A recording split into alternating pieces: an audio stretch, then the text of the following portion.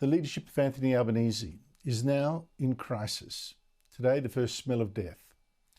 In fact, it was probably the government's worst day yet, with the opposition now even rewriting the government's laws to fix Albanese's latest disaster, while the Prime Minister himself is off overseas yet again. Question is, who needs Albanese then? Remember this promise from before the election? If I'm Prime Minister, I won't go missing when the going gets tough, or pose for photos and then disappear when there's a job to be done. I'll show up, I'll step up, and I'll work every day to bring our country together. Well, that promise now looks like an absolutely sick joke. For a year and a half, Albanese's instead tried not to unite us, but divide us by race with his voice to Parliament, and now is off on his 20th foreign trip in 18 months, this time in San Francisco for an APEC meeting. So much for staying behind his desk and helping us.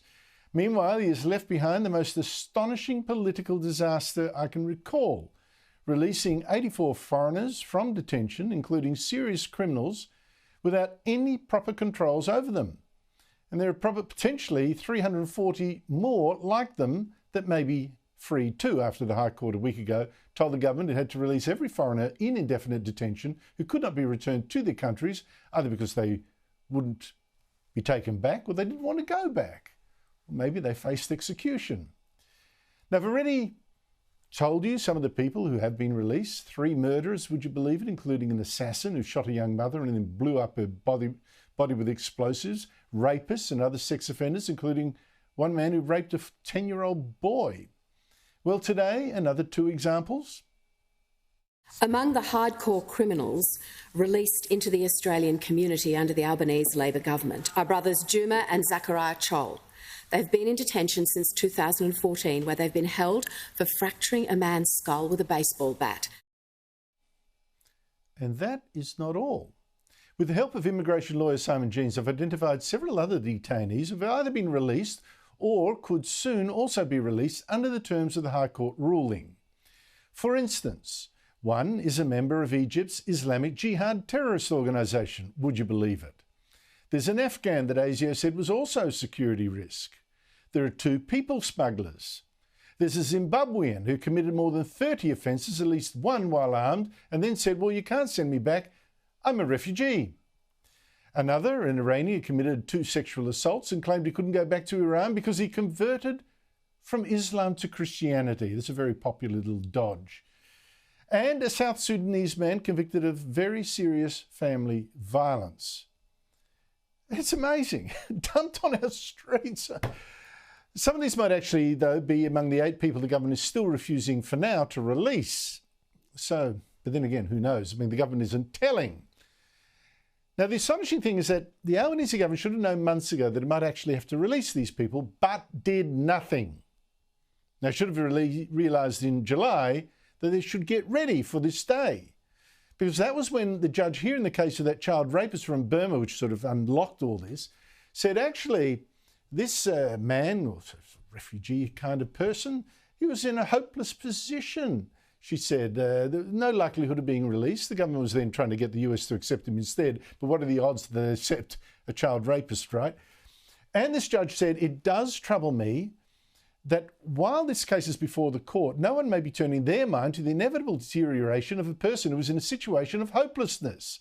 Ding, ding, ding. Alarm bells should have been ringing with the government that the High Court could soon rule, let them go.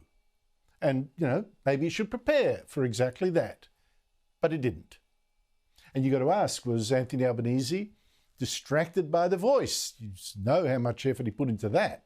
Or by his constant travel overseas. And sure enough, last week, the High Court did say, let these people go. And the government, totally unprepared, did let them go. With almost zero control, with visa conditions it could not even enforce.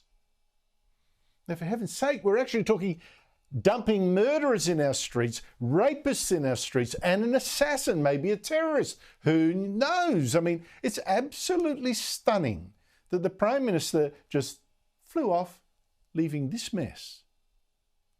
Now, only yesterday the government finally realised, well, whoops, after the opposition was creating all this fuss and the media was taking up, we better pass a law that says, these detainees, well, you're going to have to stay here and report where you are. Some of you may have to wear ankle bracelets. Some of you may have to observe a curfew as well. And this time we're going to enforce it. This is the new law. It was only this morning that the government came up with a draft bill to do all this. And the Home Affairs Minister acted like fixed. Today, our government will introduce tough new laws into our parliament that will give the Commonwealth the power to put in place very strict visa conditions, new visa conditions, that will help us ensure that the community is kept safe during this time. Very strict, eh? Well, the fact is, what's more humiliating for Claire O'Neill there, who yesterday said, we didn't need to do anything, I couldn't fix it, is that she spoke a little soon, because the opposition leader, Peter Dutton, then exploded. Which is totally and utterly inadequate. I want to be clear to the Australian people today, the Prime Minister has taken a decision not to re-detain these 84 serious criminals. That's when the acting Prime Minister, Richard Marles, realised he had a disaster on his hands, political disaster. And remember, of course, the Prime Minister's meanwhile off overseas again.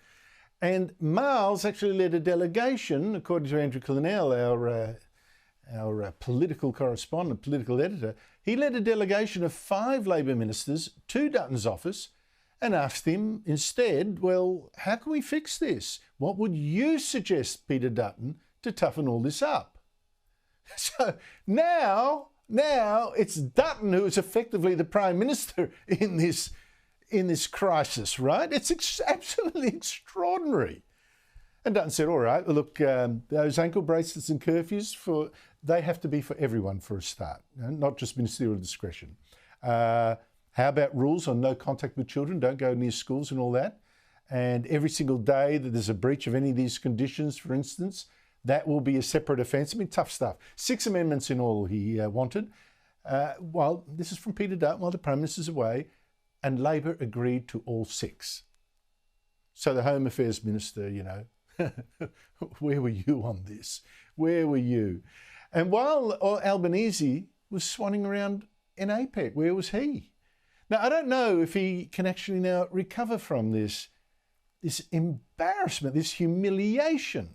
Because it's not just this. It's not just this. Albanese's agenda now, such as it was, I mean, he won the election with almost none, but his agenda now is in tatters, okay? The Voice, defeated. He's got Jews now living in fear because he won't take a strong stance, and it's always, but Muslims too, kind of thing. The clean energy revolution he wants, that's another disaster, as you know. His promise to cut power bills, total joke. The cost of living crisis is not getting any better. And it's got, of course, a runaway immigration policy, totally out of, 540,000 people in 1 year?